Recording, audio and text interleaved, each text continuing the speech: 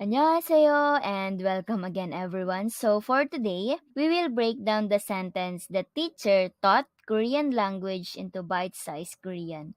So in order for us to understand this sentence, we will be using the informal polite form.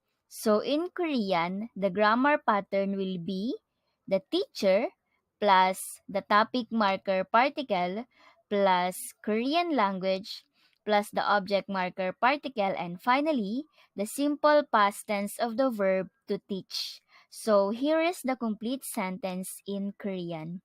선생님은 한국어를 가르쳤어요. 선생님은 한국어를 가르쳤어요. Let us now break down the sentence. First, we have here our topic noun, the teacher, which in Korean is 선생님. 선생님. And next, we have here the topic noun, the teacher, with the topic marker particle un, which together with the noun is pronounced as 선생님은. 선생님은.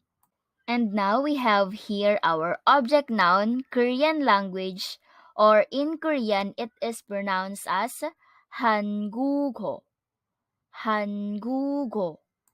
And next, we have the object noun, Korean language, and with the object marker particle 를, which if we put them together, it is pronounced in Korean as 한국어를. 한국어를. And finally, we have here the past simple tense of the verb teach, which is taught. So in Korean, it is 가르쳤어요. 가르쳤어요. Okay, so let's put it all together, the sentence in Korean. So it is 선생님은 한국어를 가르쳤어요.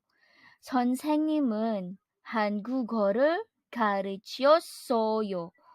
Okay, it's your turn to try. And of course, thank you for listening and we hope to see you again next time. 화이팅!